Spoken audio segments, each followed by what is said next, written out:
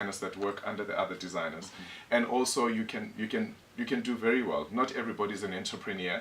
Not everybody is willing to trade with their names. It's okay. You can become an illustrator for companies that do mostly manufacturing and big quantities, and also like fast fashions, because that's what they do. Illustration, copy it from that person or from that brand and just slap it on the runway or into your stores. So there's a lot that you can actually do. So becoming a fashion designer is not everything. But you trade in creativity. Let's speak about the entrepreneurial aspect of what you do. Yeah. You are trading in creativity, ultimately. And it's a very difficult thing. It's not a commodity that you can say, I sell a cotton of Vaseline or whatever it is that you. It's creativity. Yeah. How do you package that and start a business? You package it in a way of, number one, you have to define who you are and what you stand for and what product you're going to be standing for. Number one, we started with like really high end when we launched David Tlale, the brand. We started with couture, which is like once off, and whereby we use like really luxury fabrics and very involved craftsmanship onto the garment. And then with time I realized that couture does not really pay the bills. We have to tone it down a little bit to ready to wear. But it's still in the ready to wear there's like high end. That's where we sort of are gunning to as a brand, David Tlale, to be high end product. And also there's also people that specialize in streetwear. So we specialize in high end fabrications, whereby most of our fabrications, our raw materials, are imported into the country, because we are speaking and also pushing a particular price point and a particular lifestyle. And also then from there we decided this is what we're going to stand for, nothing else. Yes, we have done amazing collaborations, with like Legit, where we had Van der Tlale, the brand, for a lower price point, and people loved it, because what we're trying to build is a luxury brand, and most people in South Africa are sort of saying, oh, you're wearing David Tlale, you should be having a lot of money. So meaning it's starting to define itself. It's an aspirational brand for a particular market. And people say, oh, when are you only dress celebrities? It's not about that. We market through celebrities so that people can be able to reach out to us. And so our basic outlets, number one, our address is everything at Michelangelo Towers, and because it's high-end, that's where other high-end products are.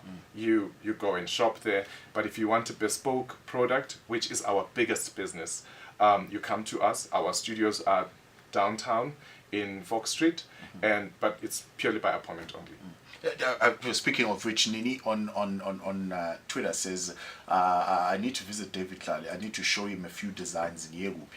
Well, Nini, that is the address. But do you get that a lot? And in fact, the broader question becomes, maybe there are designers out there who want to submit some work to brands that are known, the David Tlales of this world, and other brands in fashion that are known. Do you have room for that? And can people maybe have that sort of career where I don't necessarily need to be David Tlale, but I can come to you and submit a design? No, but you see, it's very involved. It's not just about you being able to put down a sketch. It goes beyond that. So, but for budding designers, I have a program that I've started. It's called The Intern by David Tlale.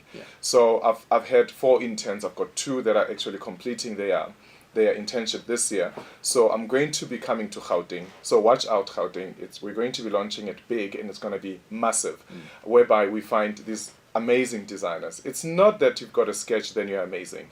You have to be able to take from concept, meaning from your sketch, to product, and you've got to be understanding your story.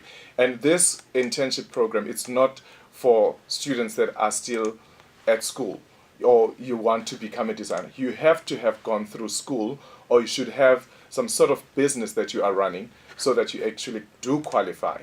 Because I don't have time to teach you.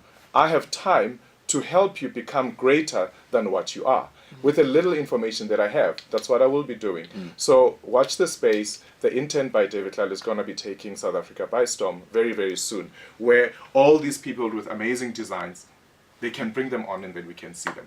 Tebogo, in on email says, nice topic. I've been waiting for this moment, not knowing where to start. I have an 8-year-old daughter. She is so creative that when she has a pen and paper in hand, she draws beautiful stuff and has a name for her dream boutique already. Please tell me what to do with such talent, as right now I have started compiling all her drawings and profiled them in a file. Please advise. That's really amazing. I think the main thing, you have to enhance that creativity. Take her to art classes so that she becomes even more exposed into the artistry world. And also, from time to time, we do have like a day visit or half visit for young budding designers. But also, it's very, very important for her to complete her high school. And then from there, she needs to go to tertiary education, because that's key. Talent is great, but paired up with education, it is absolutely amazing. And you've been burnt. We need to talk about that, Several right? times. Several times. Issues of intellectual property. What have you learned? And what do entrepreneurs or fashion designers who trade with their own names need to learn? You do need to learn as an entrepreneur that there's nothing new under the sun. There are things that you can register, like your brand. There are things that you can register, like a print, that you're actually going to develop from scratch. And if you can put your name on it and back it up to say, this is how the concept started and this is where it ended, you can register that. But there are things that you cannot register, like a shirt. It's a David Tlale shirt. No. Yes, it's a David Tlale shirt because we've interpreted it in a different way.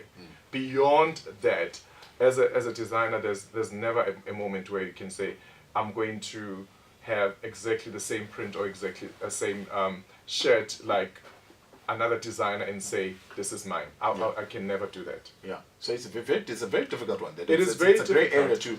You can come up, somebody can maybe add silver buttons, and all of a sudden it's no longer your own original design. Well, I mean, that's very different. I mean, buying a shirt and then rebranding it, it's something else. But if you design the shirt, yes, a white shirt is a white shirt. But what's so special about the David Tlale white shirt? Yes. It's because of the fit.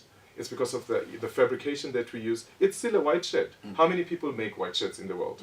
From mass production to really high end, there's still white shirts. But if you look at designers from Armani, Gucci, David Tlale, Tom Ford, you'll see that there is something very special that they have done to that shirt to be amazing.